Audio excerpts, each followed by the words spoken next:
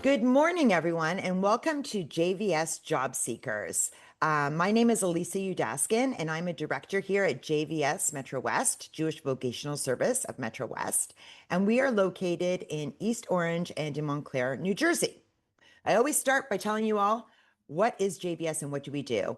Basically, our mission is to help people overcome obstacles to finding employment. And we are a nonprofit organization.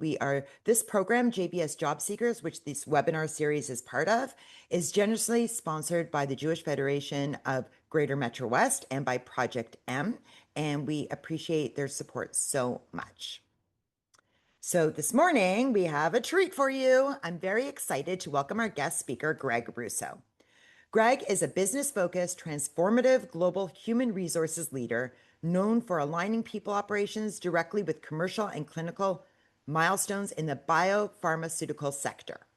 Throughout his career, Gregg has served as a trusted advisor to C-suite executives and boards of directors, helping companies successfully navigate pivotal growth phases, from early-stage R&D expansion to commercial launch readiness, private equity transitions, and organizational restructuring. Gregg is an active member of the Jewish community and has served on the Jewish Federation of Greater Metro West Executive Board, as well as synagogue president of Mount Freedom Jewish Center. I go there too. And board president of the Gottesman RTW Academy. We're in for a treat this morning, guys. We have a HR executive who is going to be sharing his words of wisdom with us. And I turn it over to you, Gregg. Welcome. Thank you very much, and hopefully I can live up to the hype. I think you're going to show the slides. Oh, yes, everybody. Gregg is going to be directing me throughout this whole thing. I am me and Hannah.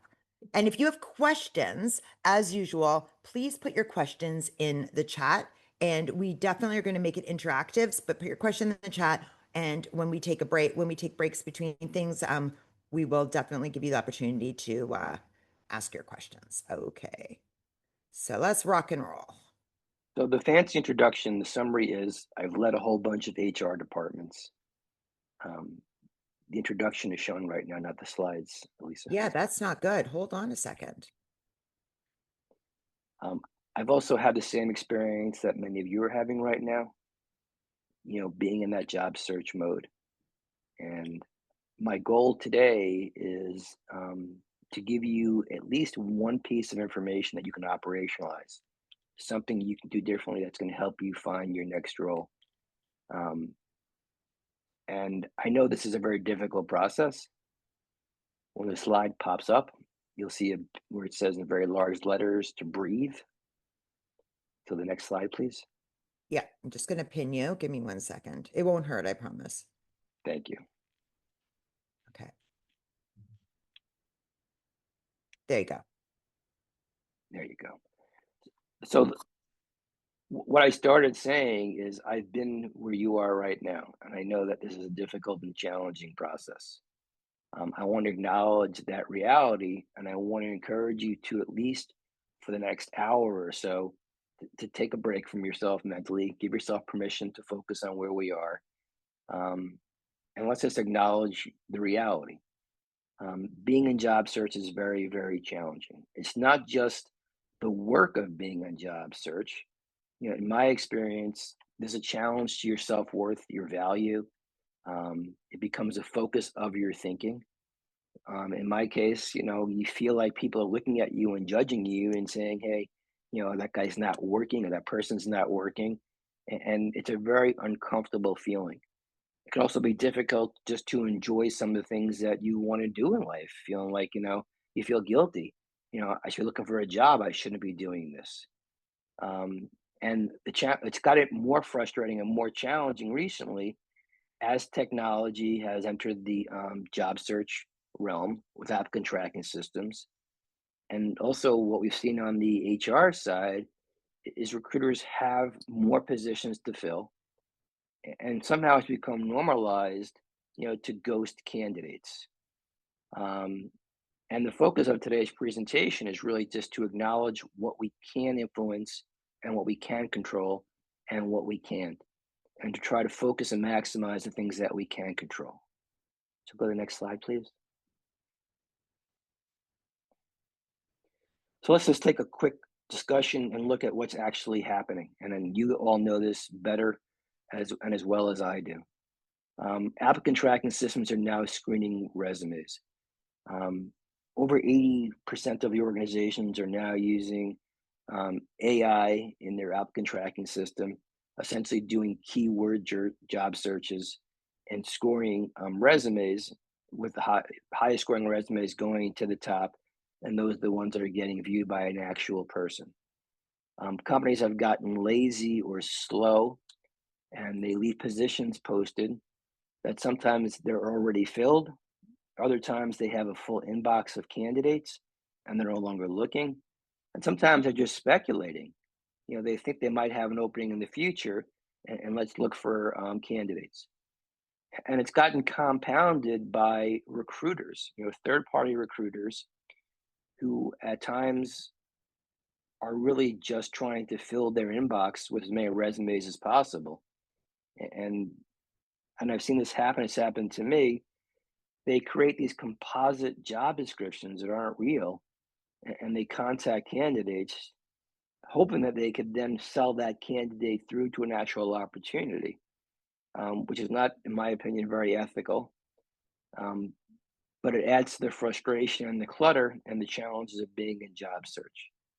I also imagine some of you have been asked to do presentations, create white papers, do case studies, and other work where you really feel like they're taking your best thinking, they're taking your knowledge and expertise, and they're putting it in the wrapping of an interview, and you're making all this effort, and there's still no guarantee of a position, which again contributes to their frustration.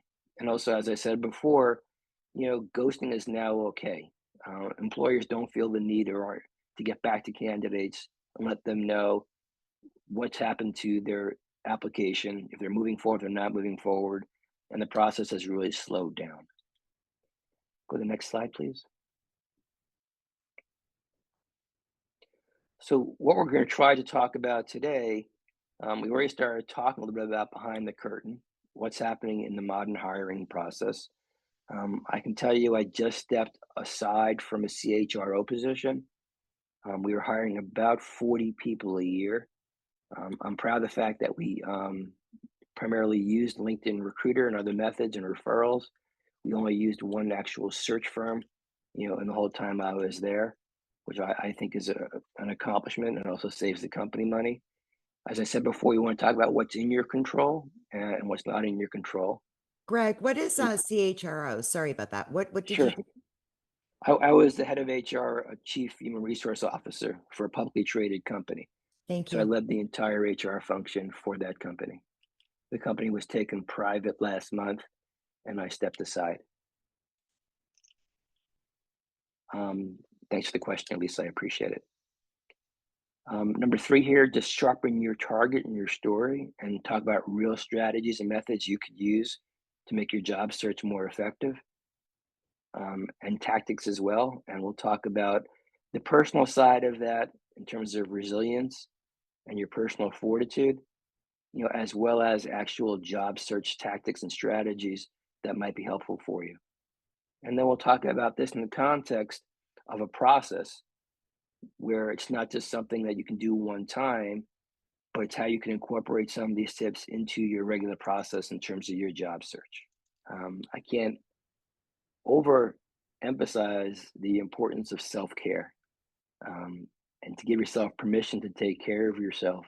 If that's attending a yoga class or attending an exercise class or even going for a walk around the block occasionally, as a way of building your resilience and keeping your focus as you're going through this difficult process. So I'm going to move on now to the next slide, please. And we're going to talk a little bit more about what's happening behind the curtain. And let's go to the next slide then. Okay. Next slide, please. Thank you. So we talked a little bit about some of these things, and I'll add some statistics here just to talk about some of the things that I've seen that you're all seeing as well. AI and ATS recruiting, applicant tracking systems.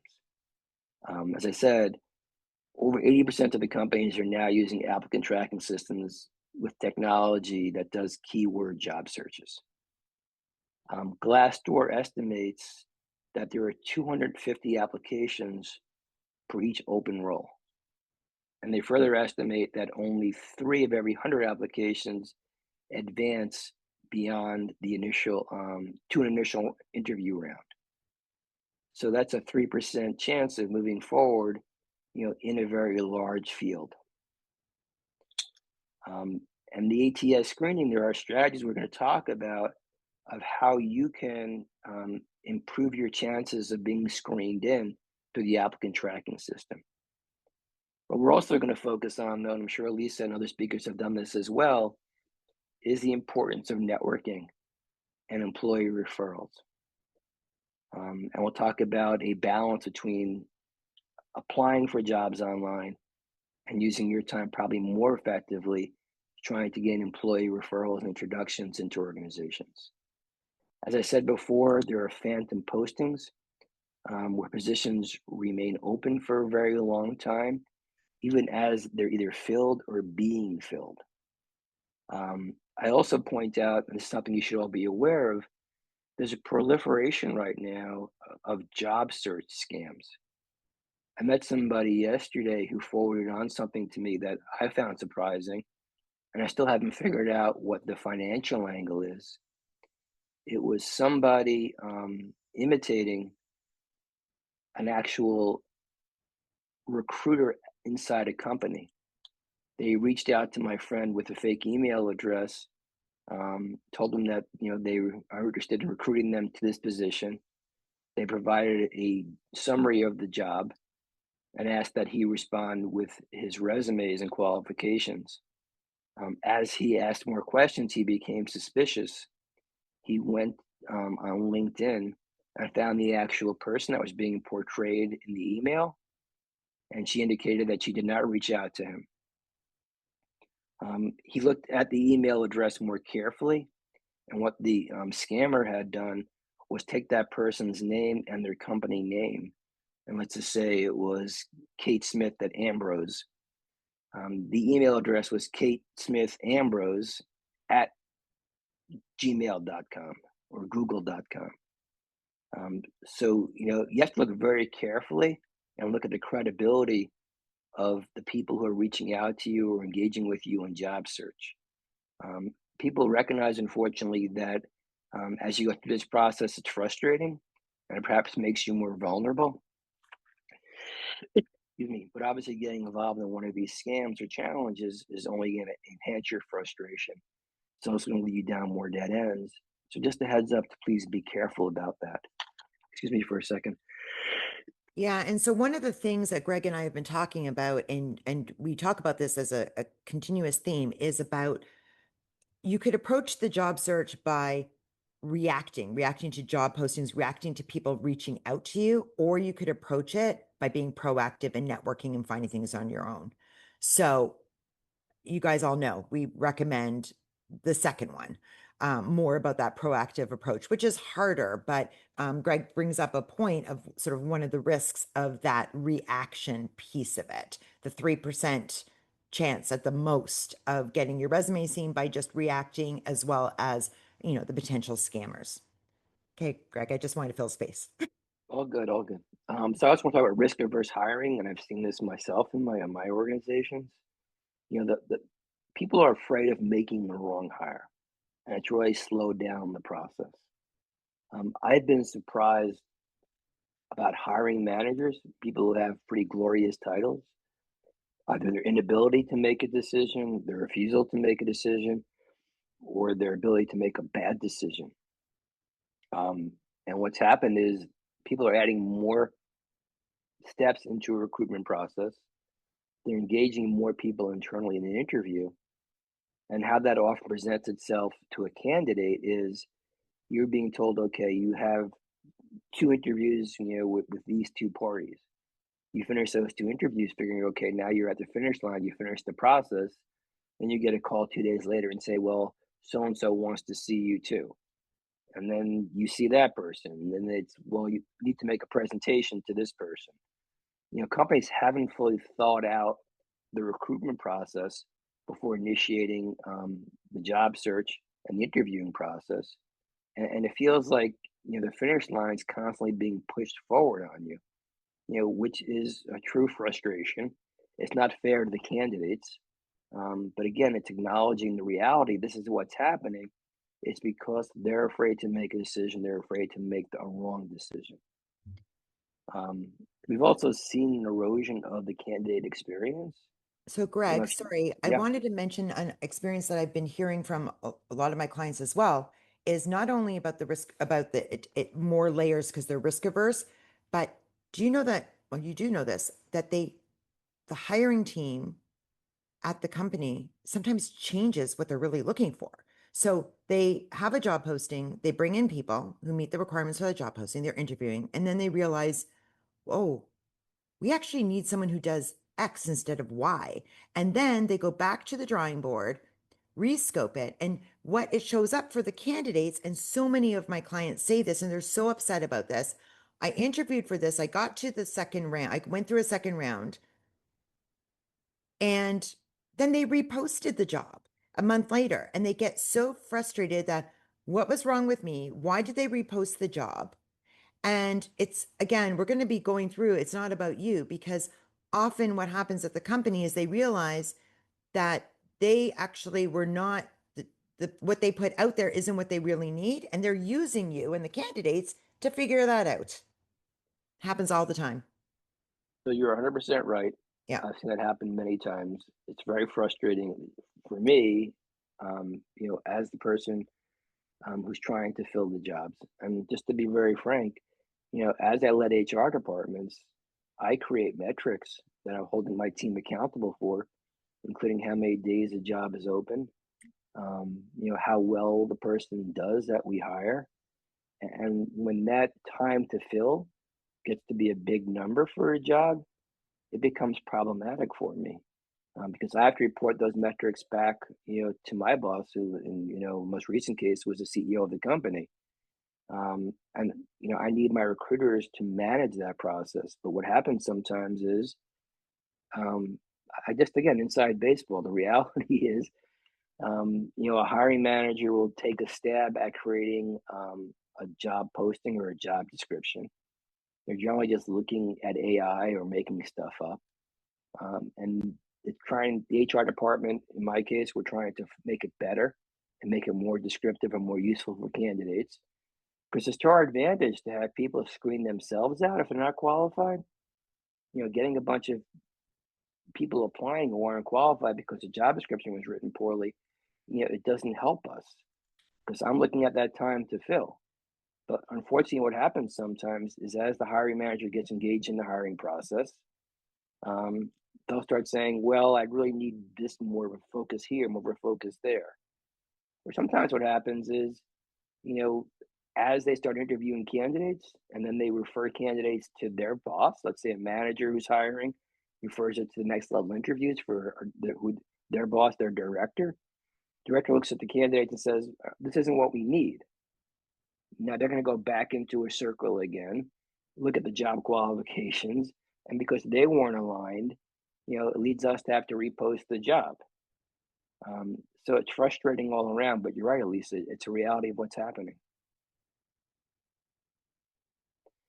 I want to be clear too.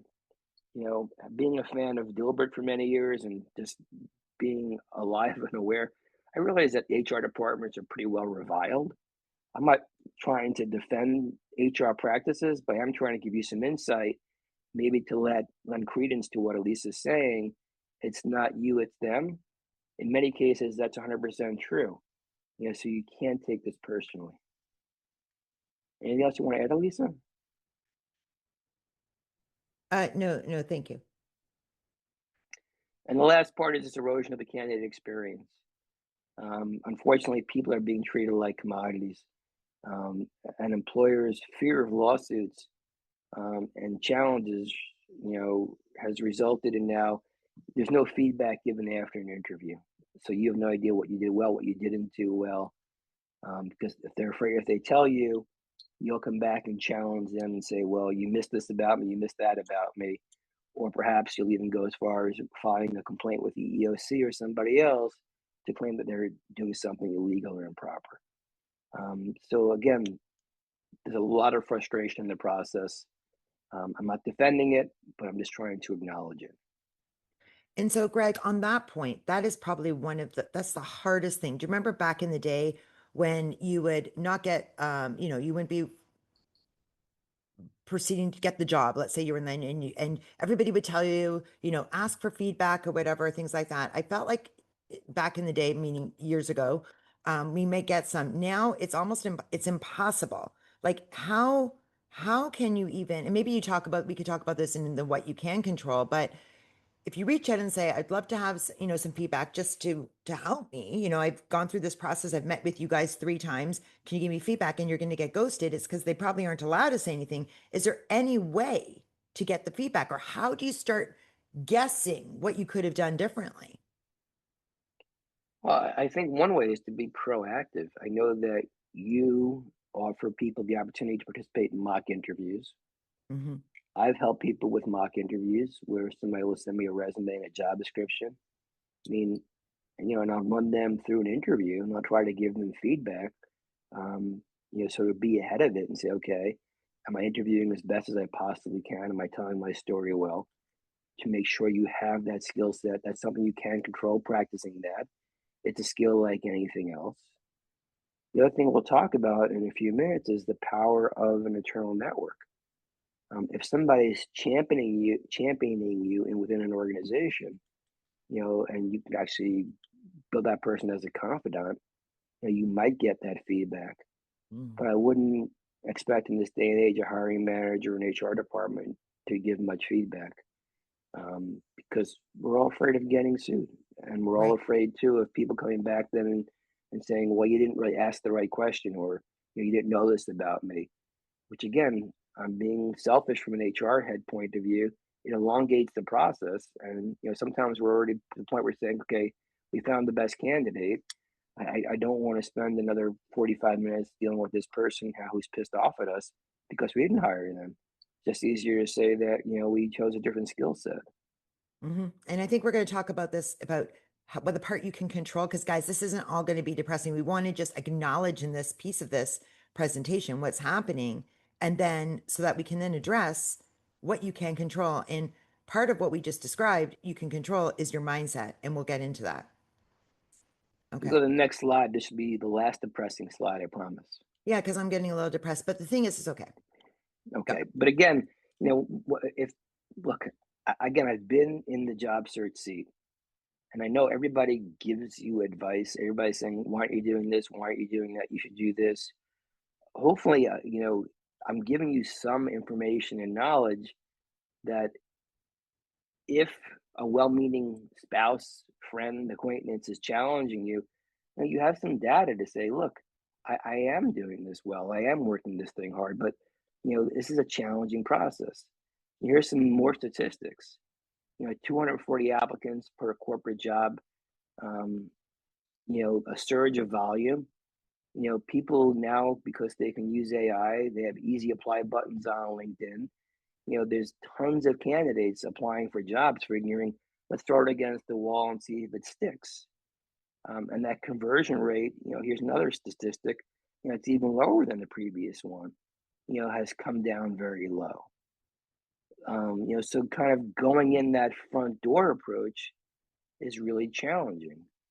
As I said before, most of the companies are using AI, as gatekeepers.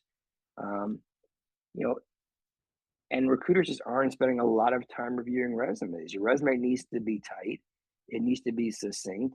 You need to have the most important things up type. Because what you're seeing here is, less than 8 seconds is the average time that a recruiter is looking at a resume, and the workload is increased by over 2.5 times. And here's what I was talking about earlier: is the time to fill, which is getting extended out, to 42 to 52 days. Elisa mentioned this, skills vetting, with the application process and the interview process is being used um, to figure out what they're doing rather than to assess the candidates. And this last thing is the beginning of the good news. Because of all these factors, there is a focus on the referrals. And most companies offer their employees an incentive to participate in the employee referral process. If a person's being hired, that employee is going to get paid a finder's fee. In some cases, that's as much as $1,000. So employees are motivated to make referrals, and that's the most effective track to finding a new job is networking into an organization and getting a referral. And that's what we're going to talk about as an effective strategy. So I'm going to take a breath and a pause and just go to the next slide. And we've mentioned this point several times. You can just forward. It's not about you personally. It's the famous line from The Godfather. It's just business. That's our unfortunate reality. Let me take a breath and see if there's any pressing questions before we go on to the strategies and tactics that might be effective in this market. If you have any questions, please just put them in the chat. Or if you want to wait until we get into the strategies, that's cool too. Yeah. Okay, Greg, we're gonna proceed. Okay. So let's talk about what you can do now, to make this process more effective for yourselves. And it's the focus of our presentation today. What's not in your control? We talked about these things. You can't control the algorithms and the AI that's reviewing resumes. You're not going to know, for the most part, if a job posting is real or it's a phantom. And you can't control what's happening inside an organization. The hiring committee politics, the timelines, the risk-averse pace, and you can't control whether you get a response at all. So here's some things that are in your control. And the most important one is right up top, your attitude and your approach. I mean, it's hard to stay positive when you're being rejected, when you're being ghosted, but you need to find that in fortitude to make yourself positive. And because I really believe that becoming negative, cynical, or depressed, it works against you. It becomes a downward spiral. So how do you keep that positive attitude? And I would suggest, it's part of it is focusing on what has made you successful in the past. If you haven't taken the time to review your accomplishments at your previous employers, or even broadly in your life, things you're proud of, things you've done well, take some time and do that and write them down. And it's part of your regular strategy of getting yourself prepared for another day at job search. Review that. Ask yourself questions such as, what made you successful in your previous work environment? What made you the go-to person for your colleagues when they had a certain problem to solve? What were those problems? What is it you did well that got their attention, that made them want to come to you and ask you advice and input? And what are hard skills that you possess? What makes you different? What's your secret sauce? And how do you use that power to your advantage? So, When Greg, yeah, go ahead, Lisa. yeah, so I was going to say that, again, I'll speak instead of using examples of actual people, I'll use me as an example. Okay. So I left Mondelez to 20 years and I had all these accomplishments and everything from all my reviews on my thing, but I I had imposter syndrome. And I was like, did I really do that? Or I was really part of a team, or my boss really did that, or my colleague really did that. But did I really do that for each one? And, it's about when you're talking about the attitude and about all of that, I found it really hard. I had a lot of imposter syndrome, even as I went through my resume, thinking, I don't know if I really did that. Did I really do that? Somebody else really did that. What helped me, well, number one, you helped me. But another thing that helped me, and we'll talk about a couple of stories of things that you really, really helped me, is having someone else to talk through that. And I actually hired a coach a couple years in after I left Mondelez, and she was absolutely fabulous. And she made me go through everything and every single position. And by the time we finished and with our coaching and everything, I owned it all. I'm like, wow, I did do that. So for everybody else, it's get a friend, get a previous coworker who worked with you in these positions to say, can you just tell me what you thought when I worked with you on this, when you were my colleague, and just pause and listen to what they say and how great you were, Record them, write it down. Yep. So I'll tell you just a quick story that I think is still fascinating. I've coached people throughout my career, who are in job search, and a young woman was referred to me, a woman in her early 20s, a college degree from a prominent university, um, and she was very apologetic about where she was in life. And now it gets interesting. The truth is, this woman was an Olympic athlete. She participated on the U.S. Olympic cycling team. She traveled the world as a successful professional cyclist. She represented organizations as their advocate, professionally, as their brand ambassador across the world. She traveled all around the world in her cycling career and training. And she was apologetic because she wanted to retire from professional cycling and take a job in information technology. And she was so sheepish and apologetic about her skill set. And by talking to her and listening to her, I'm like, let's reframe these things. Look all the great things you accomplished, the things that you've done, the places you've been, your cultural literacy, your resilience, your push, your drive. And once we kind of got her thinking that way, it changed her whole job search. So I agree with you, Lisa. There's tremendous value to talking to people and creating partnerships to help people boost you up and help them see you maybe different than you see yourself.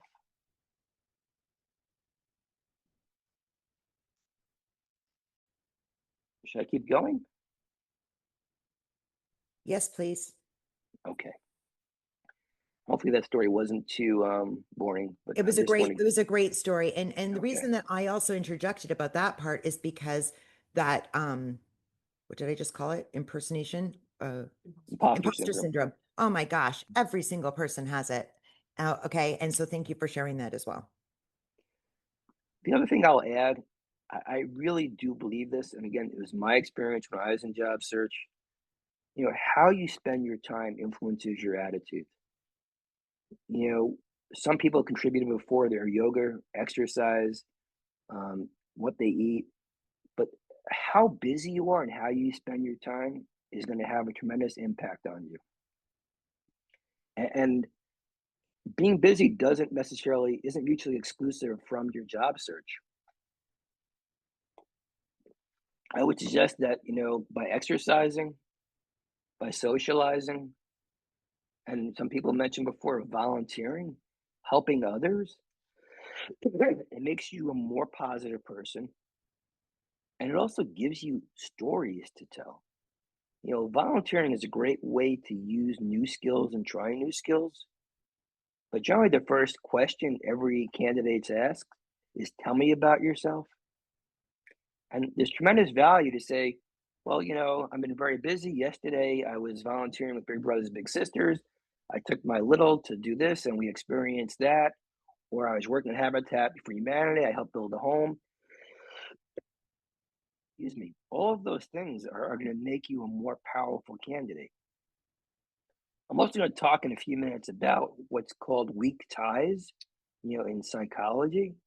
And these are the people you don't see every day, you don't socialize with all the time. And it's a way of expanding your network. Those people on the periphery of your network are the people that you see often, less often, are considered your weaker ties. Their value is that they have a very different network than you do. And by spending time with them because you're volunteering or socializing and letting them know in a nice way that you're in job search, you can increase your network and increase the power of your job search. I'd even say, and this is controversial, and Lisa might have a different opinion, but I know she and I have both had this experience. Differentiate between a job and a career. If being busy means you take a part time job, just doing something to get you out of the house, to give you a little income, and allows you to still continue your job search, but it gives you a sense of agency over yourself and it keeps you busy and puts you out into the community, that would make you a stronger job candidate too for your career job search. The two aren't mutually exclusive. Lisa, anything you want to add or contradict about anything I said, feel free. Are you talking about when I was a Starbucks barista for 2 years? I think You you were a are. Starbucks barista. I was a medical receptionist. Yeah. So guys, people get really embarrassed about this, different opinions about this. Number one, you don't have to put it on your resume, okay? I just wanted to put that out there. But what I will say is that you know yourself, and the busier you are, I believe, if you have other things going on, the more focused you can be with the time you allot to your job search. So, you'll be more productive in your job search. So for me, I love coffee. Funny enough, I used to run $100 million coffee businesses, and then I decided to work at the Starbucks. I worked from Monday to Friday, 5 a.m. to 10 a.m. shifts. Okay. And it got me out of the house. It got me meeting and talking to people. And then I was able to focus on job search and doing other things I wanted to do with the rest of my day. That worked for me. If for you, it may be that you're going to have a weekly or a standard volunteer gig that you're doing or something like that. The idea is that the busier you are, or as structured you can be with your time, you're going to be more productive. Some other things that are in your control, is how precisely you target your roles. I spoke yesterday to a recruiter I've known for many years. We had a very nice conversation, and I told him I was doing this presentation today. You know, I asked what I should tell people, and he said, it's a very difficult market, and he said, he gets frustrated when this guy's a third party recruiter. He says, when people are telling me they want to now use this time to change their job strategy and change jobs. His point of view is you need to double down on what you've done before and what you do well. That you can make a job change more likely when you're actually employed within an organization. Um, but really think through how you target your roles.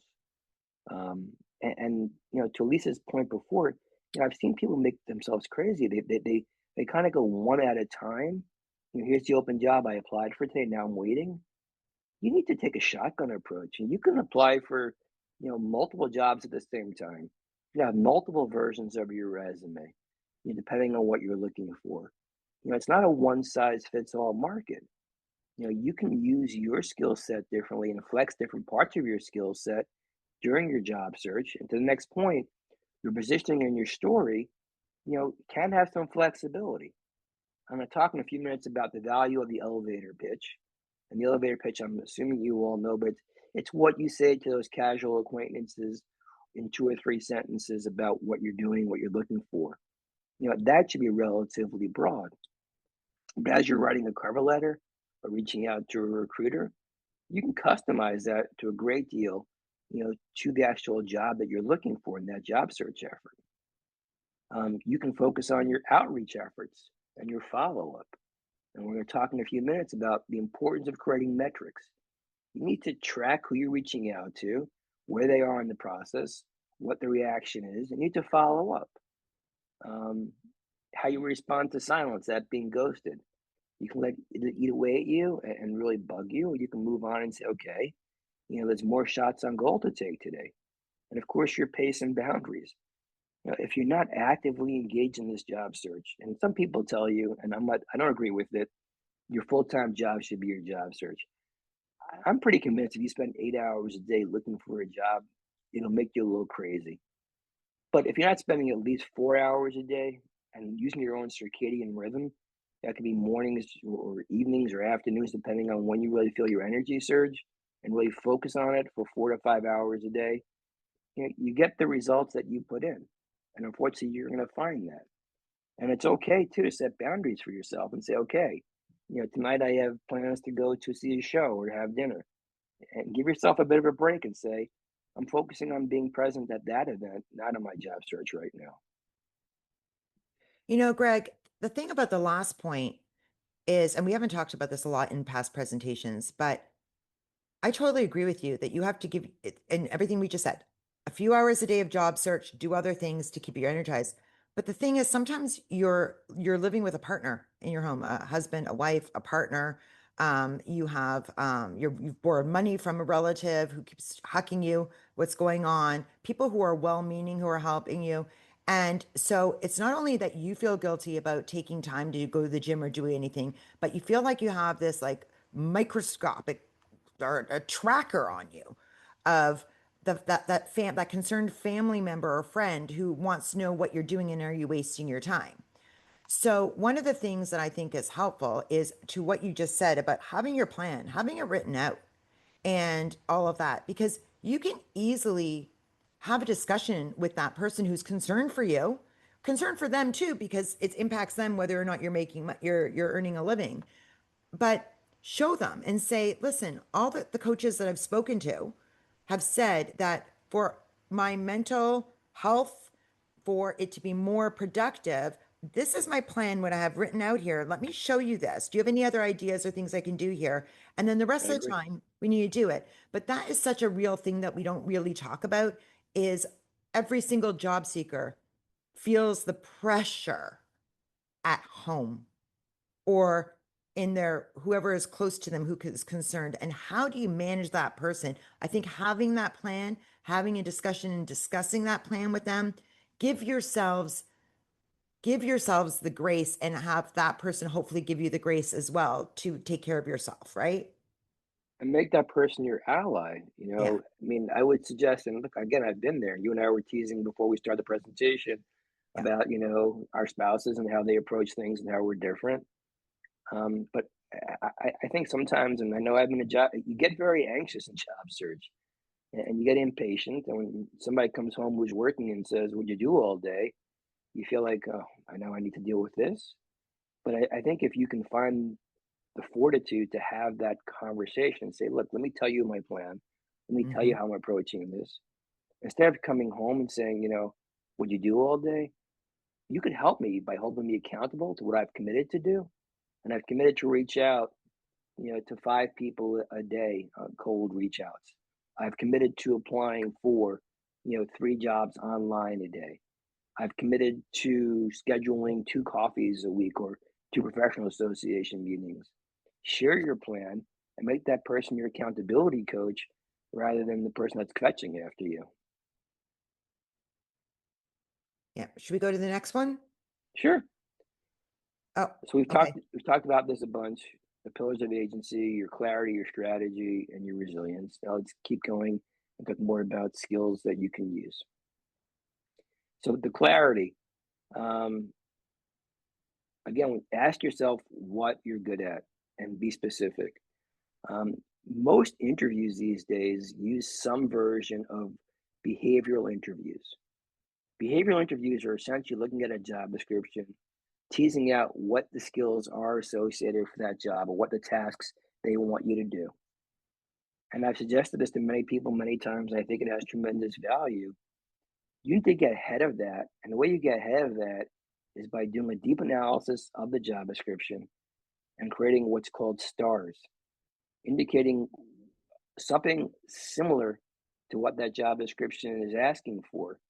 In the case of an HR person, the job description might say, resolve challenging employee relations issues.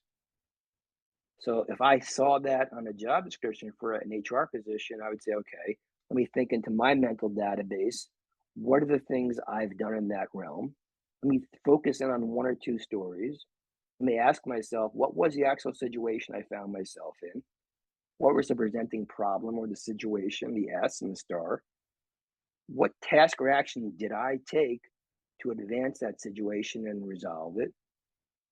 That's the S and rather the T and the A, the task and the action of the star. And then the R, what was the result? Well, by doing that, this person went on to be a productive employee. By doing that, this person realized this was not the right job for them. By meeting with that person, I realized the problem was really their boss. I had a coaching session with their supervisor, and this is what happened. But you can do that as a way of kind of getting yourself prepared and asking yourself, what am I good at? What have I done before? What are the things that I've enjoyed doing at work? And what do I want more of? What am I actually gravitating to? Let's all be honest. Every job has stuff you like and are good at, and stuff you're not good at and don't like. I learned that lesson the really hard way. And people don't realize how much of HR is really about operations. It's getting the payroll done, getting the benefits paid, keeping track of employee records. I will tell you, I don't love that stuff. I'm not good at it. But recognizing that and recognizing that my skill set was more in the interpersonal parts of the job, the recruiting, the hiring, the coaching, the teaching, helped me be more strategic in my job search and gravitate to those type of things. Then, of course, aligning that skill set with the market demand. And if you think about these things through a little bit, my suggestion is, and I can't really think of how to play this analogy all the way through, but network like a ninja. You need to really focus on that networking, because it's going to get you past those job boards. It'll get you in front of a hiring manager. It'll get you into the employee referral pipeline. It'll give you a live contact at an organization. And this goes back to some of the things we discussed earlier. Identify those weak ties, people that you can reach out to. Have your elevator pitch locked down and focus on what you're good at. Um, and don't stop. I mean, too many people say, I have an interview scheduled for Wednesday. I'm waiting to see how that works out, before I apply for anything else. It's a game of shots on goal. You have to get as many numbers in there as possible, as many shots to give yourself the best opportunity. Because I'm telling you, the companies don't stop recruiting. Don't say, we found a great candidate, interview them the next Wednesday. We're going to stop looking now. They're interviewing 3, 4, or 5 people for that job. Questions, Elisa? Comments? We have quite a few questions, but I was just thinking for time wise, perhaps we finish the slides, and then I have a Okay. list of questions because they're good to ask after. So go ahead. Okay. And I So I'll will go a get them. little faster too then. Yeah. So the strategy portion, next slide, please. As I said, most of the companies are using AI features to screen resumes. You need to incorporate keywords into your job search. And you can do that easily, by reviewing the job description. There's also online tools you can use for free that allow you to help customize your job search and let you know where you're going to score on the ATS. Grammarly is one. The other one is called Teal, Teal. Use those to your advantage.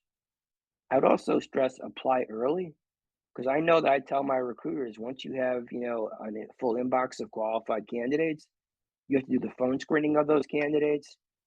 You know, we stop looking at the general applicant pool once we identified, a pool of people we think are qualified. So by being in there early, you increase your likelihood of getting the opportunity. I also suggest triangulating. Apply online and then reach out to people in the organization, because the people in the company might be able to help you. So if you see a job at a certain company, apply for that job. Go to LinkedIn, see if you know anybody who might work there or anybody who knows anybody who might work there. Reach out to them on LinkedIn and make it easy for those people to help you by sending them something they could forward on, a short paragraph introducing you to the recruiter or the hiring manager. We talked about keeping yourself accountable. Um, Track your goals. I talked about some of these things earlier. How many times you reach out to cold people, how many face-to-face meetings you have with people, behavioral, rather introduction interviews, just to reach out to somebody and say, I'd like to learn about your company, I'd like to learn about what you do. And you can also use people within this group, to create a team to hold each other accountable. Have a buddy or somebody that holds you accountable. When I was looking for jobs, I'd meet weekly with 3 other people. We'd sit in the library conference room and say, let's review what we did this week. It gives you something to look forward to being with other people, and it holds you accountable for tracking your goals. And don't let the network funnel frustrate you. If you reach out to 10 people on LinkedIn, maybe 3 will get back to you. If those 3 people, one actually you engage with, that's an accomplishment. Don't take it personally. People are busy. They're focused on their jobs. They're focused on their lives. They want to help you. They just don't have the time, or it's not a priority for them. So give them another couple of days before you reach out again. But again, don't take it personally where it's going to become something that defeats you. Go to the next slide, Elisa. You are not your job search. Recognize that you are a person in job search. There's no shame to telling somebody in a nice way, hey, I'm in transition right now. I'd love to find a job, and here's your elevator pitch, X, Y, Z. You say that in a nice way. You don't ask for a job. You ask for any assistance they might give you. That might be a referral. It might be a resource. But people want to help you, I believe. And every time you meet with somebody, it helps you build your confidence. It helps you remind you, why you're good at what you're doing.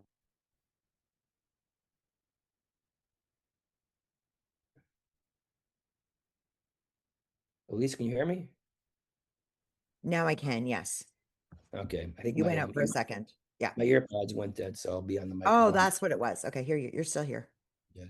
I talked about volunteering as a way of getting new skills and socialization, and also gives you something current to talk about. Um, so these are all things you can actually do in your job search to enhance your resilience and make you a better candidate. Next slide, please. So these are things you can control. Your checklist. And we talked about a bunch of things that you can do, but I would make this part of a daily ritual. Review your checklist, review your plan, keep a list of what you're doing, create a quota for yourself that says, okay, I'm going to reach out to this many people a day, track that on a spreadsheet. And I can provide Elisa with a spreadsheet I used, that has some drop downs that makes it easy to track this stuff, but really make it your job to track those metrics. Um, Focus on quality leads over volume. Most of your time should be spent networking, not applying for jobs that you see blindly. If you're applying blindly, again, try to triangulate so you can find people in that company that might help you or might know somebody in that company who could help you. Track your metrics and again, set those boundaries, respect yourself, honor yourself, and give yourself permission not to focus all the time on your job search. But of course, that should be, the main focus of what you're doing, but not everything. And I think I went through all the slides, Elisa. Thank you, Greg. You did. Great job. Thank you. I'm going to stop sharing my screen. Okay. And okay, let me see. Okay, still see Greg. You're pinned. Okay, this is good. Okay, we will take questions, but I want to, if everybody can just indulge me in a quick little story. Yes, okay. So I'm going to share just a little story that Greg helped me with, and it will probably touch on a few things that he talked about, but it's a real thing. So I, as I told you, left Mondelez after 20 years. I did the right things. Greg was my trusted friend, and gave me 3 different lawyers to go to. I went to one of them, and she was like, "You had a good, like I was fortunate, a good package. Okay, that's done." So then it became like, having to start like unpacking and what to do next. So Greg offered to meet me at Panera on, it was a Sunday at 8 a.m. I'm like, okay, I can do Sunday at 8 a.m. And so we met at Panera. And the first thing he did was he looked at me and he's like, "Elisa?" And I said, "Yeah." He's like, "What are you wearing?" And I said, "What do you mean?" And he said, "What are you wearing?" And I said, "Well, it's a Sunday morning at 8 a.m. and you're my friend." So I was wearing a baseball cap, of course, no makeup, which I don't wear very much makeup anyhow. Yoga clothes, right? I wasn't even going to go to yoga, by the way, guys, but it was just like, whatever, the easiest thing to put on. And he said to me, "Okay, I understand it's 8 a.m. and it's Sunday morning, but this is we're having a coffee to talk about what's going on with you professionally in your job search and also just to talk to you." And so I was like, "Well, Greg, I just could barely even get here." So what you said to, first of all, I totally, it changed everything for me, because what you did then is then you weren't as mean and strict with me, and you showed me a little bit of kindness and said, "How about this, Elisa? How about if 3 days a week, when you go out, you show up dressed? And then 4 days a week, you can dress like a schlub, like you are right now." And I went, "Okay."